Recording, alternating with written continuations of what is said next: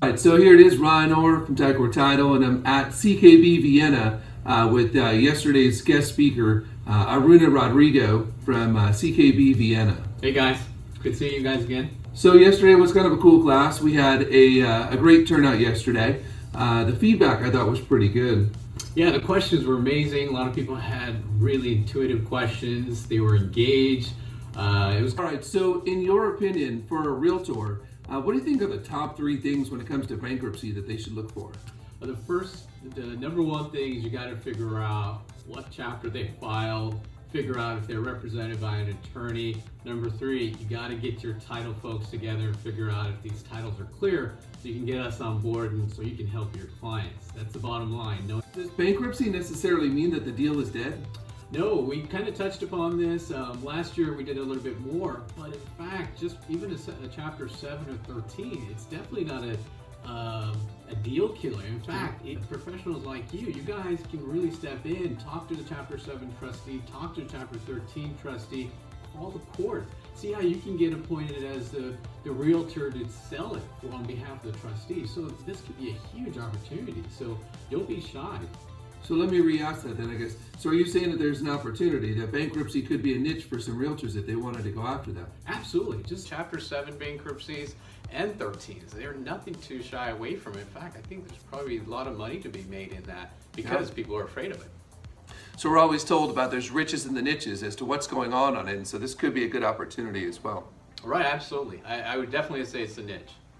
All right. What is the number one question that clients that come to you ask you, whether they're with a real estate agent or not? The first thing they ask me is, when can I buy again? Assuming they don't own a home, the first question is, when can I buy again? That's where I want to get back, buy property. But if you own a home, the number one question I get from debtors is, can I keep my home? And surprisingly, 99% of the time, absolutely yes. Absolutely. Otherwise, nobody would ever file bankruptcy. Yeah.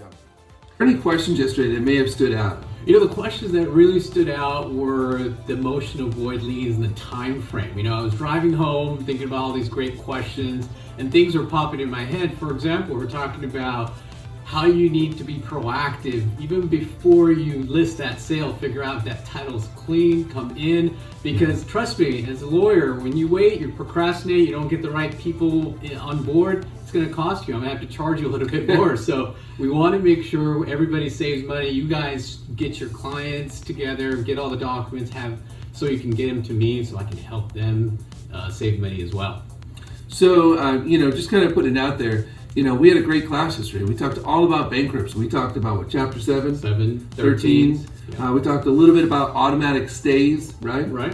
We did talk about the automatic stay. I think bulk of it was what really matters to you guys is that motion to avoid lien. You guys see it all the time. Those scary judgments, even after bankruptcy, It just sticks on. How do you get rid of it? We mentioned some specific kinds of credit cards and different people and how aggressive they can be. It's great to be able to maybe know some of it, but also have a team to be able to lean on. And so these guys over here at CKB Vienna have been incredible to us. And so, what else? Anything else? No, it was, in the beginning, it was sort of boring because we talked about the nitty gritty stuff. There's one gal, I remember you didn't seem like you were paying attention because at the end of it you said, hey, Aruna, what's the difference between 7 and 13? I didn't embarrass you, but I said, gosh, you weren't paying attention, but you were very engaged towards the end. So I think... over here, and if you haven't seen it yet, we do have yesterday's training class on podcast. Also, we'll be putting on the screen here the phone number and the website for CKB Vienna. So you want to reach out to these guys, give them a shout, maybe hear what they have to say. Let them prove themselves through the podcast as well. But if you ask me, I think they're second to none when it comes to what they do. Well, hey man, I really appreciate you taking the time today to meet up with us. And pleasure meeting everybody yesterday. If you guys, like I said, if you have any questions, you want the PowerPoint stuff, shoot me an email or contact Ryan. We'll get it to you. Very cool.